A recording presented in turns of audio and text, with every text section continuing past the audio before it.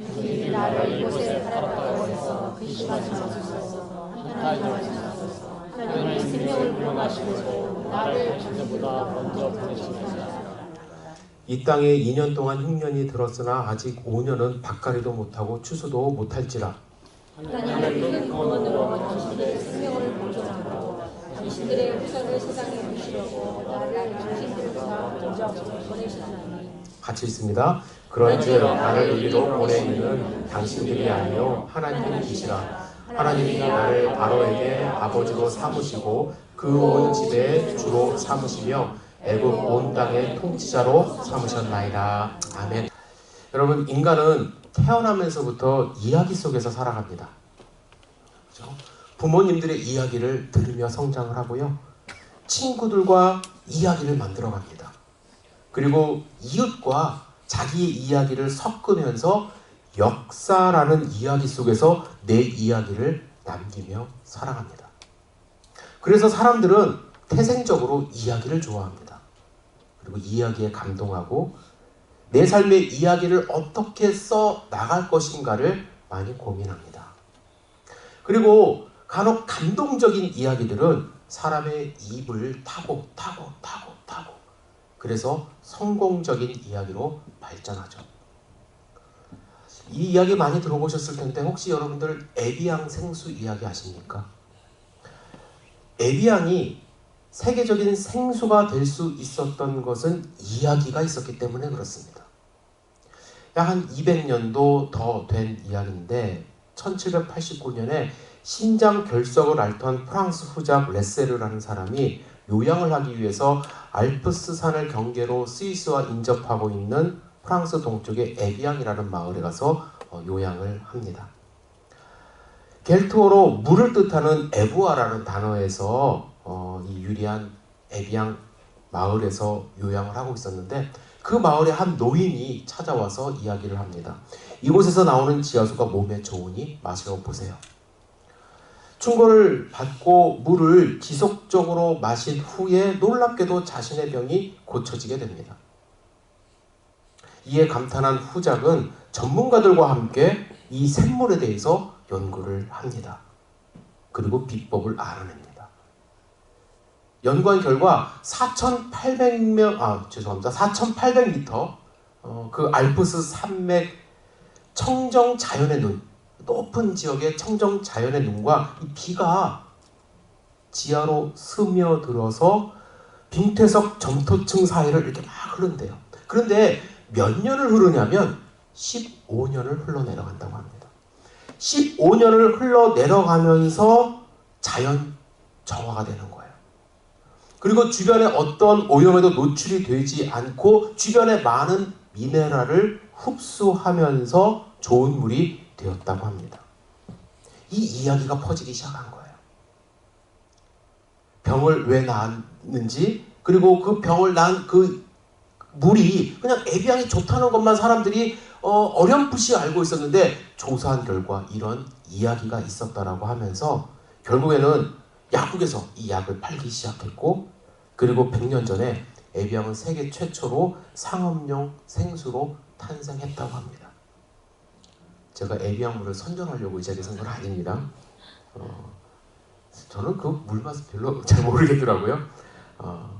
근데 에비앙이 어떻게 이야기로 발전을 하고 에비앙이 인기를 끌게 된 이유, 한 사람의 감동적인 병을 낳았다는 그 감동적인 이야기가 에비앙의 이야기가 되고 세계적인 상품이 되었다라고 말씀을 드리고 싶었습니다. 사람들은 이러한 이야기를 좋아해요. 이야기에 감동합니다. 반대로 때로는 어떠한 이야기에 실망하고 떠나기도 합니다. 여러분 잘 생각해 보세요. 나는 어떤 이야기를 쓰고 있는가? 우리의 삶은요, 누군가에게 이야기로 남고 있다는 것을 아셔야만 합니다. 우리의 신앙은 우리 자녀들에게 이야기로 남아요. 어떻게 아버지가 믿었지? 어떻게 어머님이 신앙생활 했지? 우리 자녀들은 그들이 경험한 부모님으로부터 경험한 신앙 이야기를 또한 전파합니다. 우리가 열심히 일하는 것 좋습니다. 성공하는 것 좋습니다.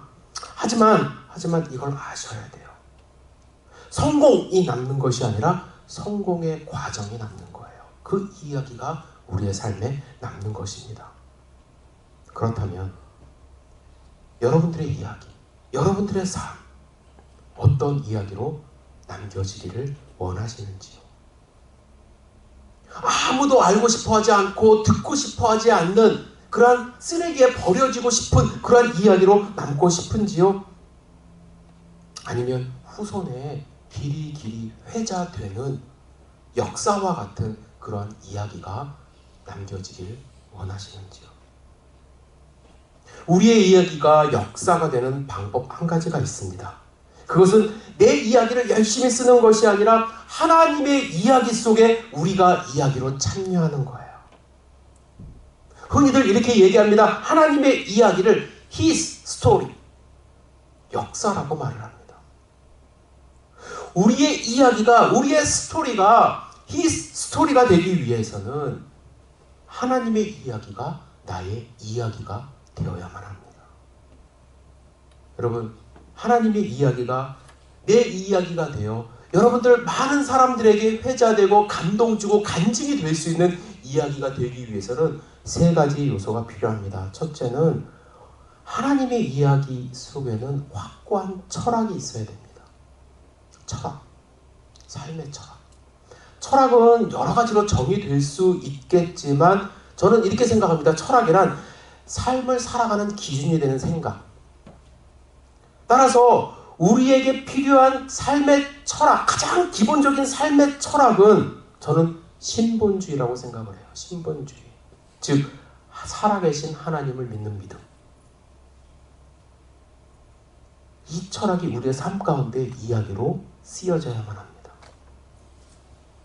우리는 하나님을 믿는 믿음을 기초로 한 생각, 그 생각으로 인한 선택들을 하면서 살아가는 이야기가 되어야만 합니다. 그 기준이 흔들리면, 그 철학이 없으면 도대체 저 사람은 무슨 이야기를 쓰고 있지? 알 수 없는 이상한 이야기가 되어져 가요. 예를 들면 여러분에게 사업을 할 수 있는 기회가 왔다고 생각해 보십시오. 누가 봐도 돈이 되는 사업이에요. 그런데 그 사업을 가만히 보니까 이거는 하나님이 원치 않는 사업 같아요. 예를 들면 술을 만들거나 막 그걸 파는 사업이 될 수도 있고, 사회에 악한 영향력을 끼치는 사행성을 조장하는 사업이랄지, 남의 건강을 해치는 그런 일을 하는 것. 아무리 돈을 많이 번다고 보장이 되어도 내가 가진 철학은 하나님이 살아계시고 하나님이 보고 있다는 확신이 있다면 그것을 선택하지 말아야 된다는 것이죠. 왜요? 우리의 이야기의 흐름은 하나님을 믿는 신본주의적인 철학으로, 그 믿음으로 흘러가야 되기 때문에 그렇습니다. 말로는 하나님을 믿는다고 막 말을 하지만 우리의 삶 가운데 선택하는 것을 보면, 하나님이 없는 선택을 하기 시작하면 우리의 이야기는 아무도 읽지 않는, 저런 사람이다 해서 말로는 하나님 믿는다고 하면서 선택은 왜 저래? 좋은 이야기로 남지 않습니다. 두 번째, 하나님의 역사 가운데 우리가 좋은 이야기로 참석하고 참여하고 좋은 이야기로 남기기 위해서는 진리가 있어야 돼요. 진실돼야 돼요. 그 이야기는. 거짓된 이야기는 하나님의 이야기 속에 남아있지 않습니다. 만약 여러분들이 거짓으로 삶을 만들고 있다고 한다면, 어떤 부분이 거짓이 있다고 한다면 그 이야기는 지속되지 못할 뿐만 아니라 거짓임을 알게 되는 순간 수많은 사람들이 상처를 받기 시작합니다. 그리고 그 이야기를 버려버립니다. 한국에서 사역할 때 일이에요. 어느 날 교회 출근했는데 목사님들 사이에서 웅성웅성하고 심각한 표정으로 막 이야기를 하기 시작합니다. 그 이야기의 내용은 무엇이냐면, 정말로 성실했던 한 성도님이 주식 사기로 구속됐다는 거예요. 그런데 그냥 단순하게 주식 문제가 아니라 그 뒤로 그분의 이중적인 생활이 뉴스를 통해서 계속해서 밝혀지는 거예요. 가족들이 전혀 몰랐어요. 그분의 이중적인 생활을. 철저하게 그렇게 살았던 거예요. 거짓말로 인생을 쓴 거죠. 그때 가족이 당했던 슬픔, 충격, 아픔, 공동체에 같이 있지 못했어요. 아무리 위로를 하고 괜찮다고 공동체에 계셔도 된다고 하지만 그 가족들이 남들이 바라보는 시선 때문에 교회를 떠나셨어요. 거짓은 상처를 남깁니다. 거짓은 하나님의 이야기에 포함이 될 수가 없습니다. 세 번째, 하나님의 이야기에는 추구하는 목적이 분명히 있어야 돼요. 여러분들의 삶의 목적은 무엇입니까? 하나님은 우리를 목적을 갖고 이 땅 가운데 보내주셨거든요. 그래서 우리의 삶도 목적이 있어야 돼요. 제가 송구영신 예배 때 이런 예화를 드렸습니다. 못 들으신 분들이 많기 때문에 다시 한번 말씀을 드릴게요. 중세 로마 시대에 어떤 대학 정문에 큰 간판이 있었다고 합니다. 그 간판에는 뭐라고 쓰여 있었냐면 그리고 그 다음에는, 이렇게 쓰여진 데는 다음과 같은 사연이 있다고 합니다. 로마에 살고 있는 한 젊은이가 청운의 꿈을 품고서 공부하고자 했어요. 공부에 대한 열정이 있었어요. 하지만 가난해서 그 뜻을 이루지 못했습니다. 그래서 자선 사업을 한다는 유명한 할머니 한 분을 찾아갑니다. 할머니, 저는 꿈이 있는 젊은이입니다. 학창시절 이 학비만 저를 좀 도와주시면 반드시 그 은혜를 갚겠습니다. 이 청년의 고백을 들으면서 할머니가 물었습니다. 청년이 하려는 계획이 무엇입니까? 예, 우선은 법과대학에 들어가서 열심히 공부하고 싶습니다. 할머니가 묻습니다. 그리고 그 다음에는? 자신 있게 말합니다. 대학을 졸업한 다음에는 변호사가 되어 가난한 사람들 편에서 정의를 구현하겠습니다. 할머니가 또 묻습니다. 그리고 그 다음에는? 그리고 그 다음에는 변호사 사업을 좀 더 확장해서 더 많은 사람들의 공익을 위해서, 좋은 얘기를 막 하는 거예요. 공익을 위해서 일하겠습니다. 할머니가 또 묻습니다. 그리고 그 다음에는? 좀 생각하더니 늙겠죠? 나이가 들면은 제자를 육성해서 가난한 사람들의 인권과 편리를 위해서 헌신하겠습니다. 또 묻습니다. 그 다음에는? 머리를 긁던 청년이 이제 대답을 합니다. 죽겠죠? 나이 들면? 할머니가 또 물어요. 그리고 그 다음에는?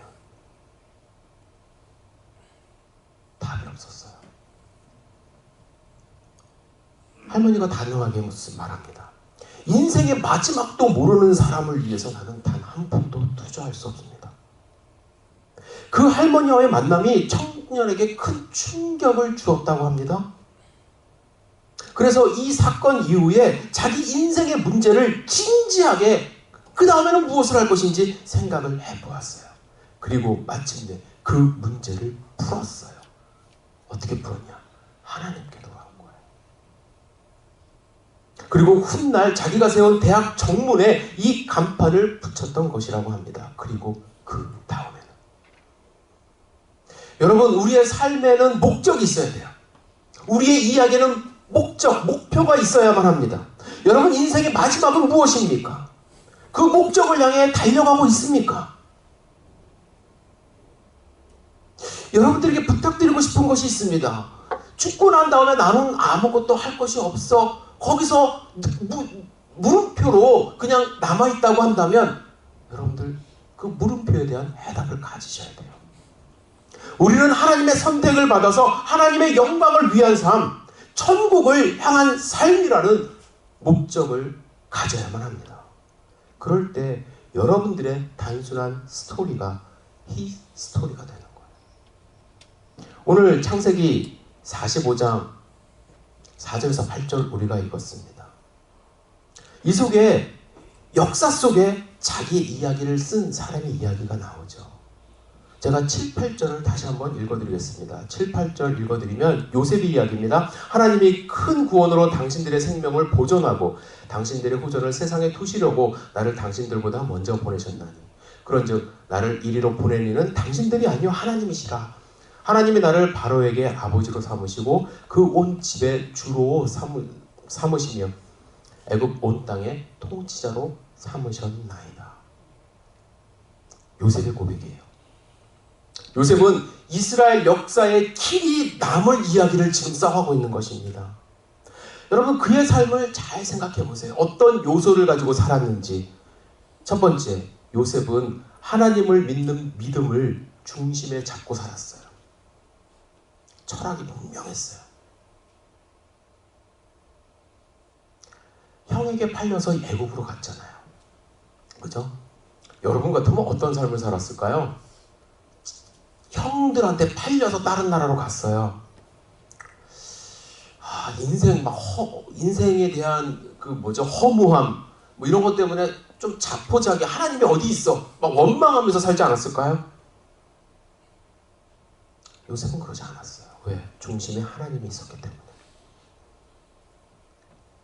하나님이 그와 함께 한다는 믿음이 그의 삶을 지배합니다. 그래서 창세기 39장에 보면 요셉이 애굽 땅에 도착해서 거처한 세 장소가 나와요. 그런데 그곳에서 만난 사람들이 요셉에 대해서 하는 말을 여러분들이 주목해서 볼 필요가 있어요. 첫 번째 만난 사람이 누군가요? 누구의 집으로 가죠? 보디발 장군 집으로 가잖아요. 장군이 이렇게 말을 합니다. 그의 주인이 여호와께서 그와 함께 하심을 보며 또 여호와께서 그를 범사에 형통하게 하심을 보았더라. 장군이 봤어요. 하나님과 함께하고 있는 요셉을. 요셉은 노예였음에도 불구하고 그의 삶이 하나님을 믿는 삶을 놓치지 않았어요. 이거 형들이 나를 버렸어? 나는 다 포기하고 그냥 막 살래 라고 할 수도 있었지만 그는 하나님과 함께하는 삶을 보여줬어요. 요셉이 누명을 쓰고 감옥에 갔죠. 그렇죠? 보디발의 아내의 누명을 쓰고. 그런데 감옥에서도 비슷한 상황이 벌어집니다. 23절에 보시면 간수장이 그의 손에 맡긴 것을 무엇이든지 살펴보지 아니하였더니 이는 여호와께서 요셉과 함께 하심이라. 여호와께서 그를 범사에 형통하게 하셨더라. 간수장이 보니까 요셉을 봤을 때 그가 여호와 하나님과 함께하고 있음을 보았어요. 그래서 그에게 모든 것을 맡겼어요. 간수장이 보기 시작한 거예요. 요셉을 보니까 하나님이 함께하고 있더라. 그리고 나서 여러분들이 아시는 것처럼 바로 앞에 섭니다. 왕이죠? 바로 왕 앞에 서요.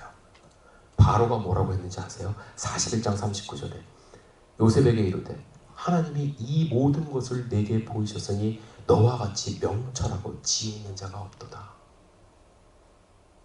하나님을 중심에 두고 하나님을 믿는 철학으로 믿음으로 사는 사람은 내가 믿는다고 막 떠들고 다니지 않아도 주변에 있는 사람들이 그를 보면서 하나님이 함께하고 있구나 느낀다는 거예요. 요셉은 그렇게 살았어요. 그렇게 사는 것이 하나님의 역사 가운데 사는 거예요. 두 번째, 요셉의 이야기를 살펴보면요, 그의 삶은 진리만을 추구해서 진실만을. 이건 여러분들 생각이 좀 다르실 수 있는데 요셉이 어릴 때 형들이 되게 싫어한 이유가 있습니다. 형들이 요셉을 싫어한 이유가 뭔 줄 아세요? 부모님이 너무 편애해서. 형들은 뭐 변변치 않은 옷 입었는데 요셉은 색동 옷 입었거든요. 그리고 또 한 가지가 있어요. 그게 뭐냐면 형들의 잘못을 고자질했어요. 아버지한테. 37장 2절을 보면 이런 말씀이 있습니다. 야곱의 족보는 이러하니라. 요셉이 17세의 소년으로서 그의 형들과 함께 양을 칠 때에 그의 아버지의 아내들 빌하와 실바의 아들과 더불어 함께 있었더니 그가 그들의 잘못을 아버지에게 말하더라. 너무나도 싫은 캐릭터 아니에요? 형제들의 잘못을. 그런데 묵상을 해보면 요셉은 그럴 수밖에 없었어요. 왜? 그의 삶 가운데 거짓된 것, 잘못된 것, 숨길 수가 없는 캐릭터예요. 뭐 고자질했다 이런 의미가 아니라 그는 그 잘못된 것, 형들의 잘못을 숨겨줄 그런 마음이 아니라 그런 성품이 안 돼요. 왜? 진실된 삶을 살고 있었기 때문에. 인생에 큰 위기가 다가오죠. 노예 생활할 때 보디발의 아내가 유혹을 했어요. 그 순간 눈 한번 딱 감고 유혹이 넘어가면 편한 삶을 보장받을 수도 있었습니다. 인생의 끈을 잡았다고 생각할 수도 있었어요. 그러나 그거는 보디발을 속이는 삶이고 자기 자신을 하나님 앞에 속이는 삶이기 때문에 절대로 그런 일이 있어서는 안 된다는 확신으로 옷을 벗어버리고 도망갑니다. 진리를 지켰어요. 진실된 삶을 살았어요. 그래서 하나님의 역사를 이루는 삶을 살아간 것입니다. 마지막으로 요셉은요, 그의 삶 가운데 하나님이 함께 하시고 이 모든 과정이 하나님의 인도하심으로 하나님이 하시는 일이라는 것을 알고 있었어요. 그리고 그 목적에 자신이 사용되고 있음을 확신하는 삶을 살았습니다. 오늘 본문에 당신들이 나를 이쪽으로 판 것이 아니라 하나님이 나를 보내셨다. 하나님이 목적이 있어서 애굽으로 보내셨다. 그 확신을 붙들고 살았기 때문에 그가 거기서 생존하고 성공할 수 있었던 거예요. 내가 그냥 이렇게 살다 보니까 굴러서 미국까지 와고 이렇게 살러가 아니라는 거예요. 여러분들이 이 땅 가운데 하나님이 보내시고 열린교회 보내신 이유와 목적이 있다는 거예요. 형제들을 만났을 때 형제들은 분명히 내칠 수도 있었어요. 감히 나를 어떻게 애굽에 팔아. 그러나 형제들을 부둥켜 안고 눈물을 보이고 이건 하나님이 하신 일입니다 라면서 하나님의 역사를 써나갔어요. 어떻게 해요? 하나님은 어떻게 쓰셨어요? 야곱의 아들 12명의 아들들을 통해서 12지파를 이루시고 이스라엘 민족을 이루셨잖아요. 그 가운데 요셉이 있었다는 것이죠. 여러분은 어떤 이야기를 써가고 계십니까? 어느 대학에서 있었던 일입니다. 종교학 시험을 치는 시간이었는데 신학과 교수님이 포도주를 만드신 예수님의 기적, 이것을 신학적인 관점에서 해석하라는 시험 문제를 냈습니다. 어렵죠. 이거를 강의실에 있는 학생들이 골머리를 앓으면서 열심히 써내려갑니다. 그런데 한 학생이 글은 쓰지 않고 먼 산을 바라봐요. 창밖에 있는. 묵상을 하는 건지 뭘 잡념이 들었는지 모르겠어요. 교수님이 청년에게 다가가서 묻습니다. 왜 답안을 작성하지 않니? 그 청년이 대답합니다. 저는 쓸 말이 별로 없습니다. 교수가 어이없어 했어요. 시험 끝나기 5분 전까지도 미동도 하지 않은 채 묵상하는 것처럼 보이면서 바깥 먼 산을 바라봅니다. 강의실은 결국엔 교수님과 청년만 남았어요. 교수님은 청년에게 다가가 최후 통첩을 합니다. 단 한 줄이라도 쓰면은 낙제를 면하게 해줄게. 빨리 써. 그런 거죠. 청년은 이윽고 펜을 들더니 답안지에 답을 적습니다. 내용은 다음과 같습니다. 물이 그 주인을 만나니 얼굴이 붉어지더라. 여러분들은 감동이 없으신가 봐요. 이 답안으로 최우수 학점을 받은 사람은 영국의 시인 바이런이었다고 합니다. 제가 왜 이 말씀을 드리냐면 예화로 우리의 이야기는 단순히 물 항아리에 물로 끝날 수 있는 인생들이에요. 그런데 예수님을 만나고 하나님을 만나면 그 잔치를 변화시킨 포도주로 얼굴이 붉어지는 일이 벌어집니다. 여러분들 삶을, 인생을 되돌아보십시오.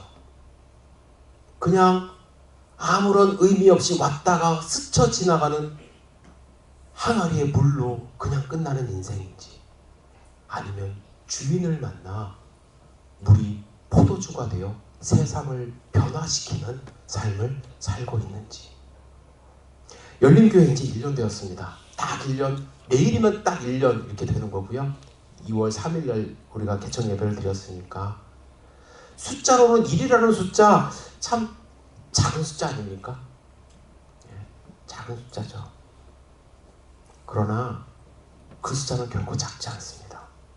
왜냐하면 하나님의 역사 속에 우리의 이야기를 만들어가고 있기 때문에 그렇습니다. 그래서 우리의 1년은 단순한 그냥 스토리가 아니라 하나님의 이야기, 히스토리가 되어가고 있는 것입니다. 여러분은 하나님의 이야기를 만들고 있는 하나님이 선택하신 하나님의 자녀들입니다. 여러분들의 이야기를 통해서 예수 그리스도의 복음이 증거되고 하나님 나라가 확장되고 세상에 감동을 주고, 그래서 하나님께 칭찬받고, 그래서 열린교회의 이야기가 하나님의 이야기가 되어 주변 사람들뿐만 아니라 복음이 증거되어지는 곳에 모리스빌 열린교회 이야기가 하나님의 이야기로 전파될 수 있도록 함께 기도해 주시고 함께 헌신하시기를 주님의 이름으로 축복합니다. 기도하시겠습니다. 전능하신 주님, 우리를 불러주셨고 또 우리 함께 공동체를 이루어 주셨습니다. 우리 열린교회 공동체가 주님 보시기에 좀 아름답고 또 주님 사용하시는 귀한 교회가 될 수 있도록 주여 인도하여 주시옵소서. 주님, 우리 성도님들 한 분 한 분 축복하여 주시옵소서. 1년을 되돌아볼 때에 우리 인간적인 모습이 드러나 때로는 상처를 받기도 하고 또 마음에 공허함을 느끼기도 할 때도 있었습니다. 그러나 순간순간 또 주님이 이끌어주시고 채워주셔서 지금까지 왔고 앞으로 하나님이 예수 그리스도를 다시 보내주시는 그날까지 우리 열린교회 사용하시리라 믿고 의지하며 기도합니다. 주님, 한 분 한 분 축복하여 주시고 주님 나라에 귀하게 쓰임받는 하나님의 일꾼 될 수 있도록 인도하여 주시옵소서.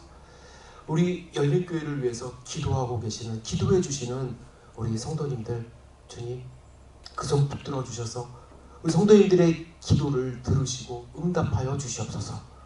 오늘 함께 이 잔치에 참여하는 모든 분들 주님 축복하여 주시고 하나님 나라를 위해서 힘차게 나아가는 하나님의 일꾼 삼아 주시옵소서. 주님께 감사 영광을 올려드립니다. 예수님의 이름으로 기도드렸사옵나이다. 아멘.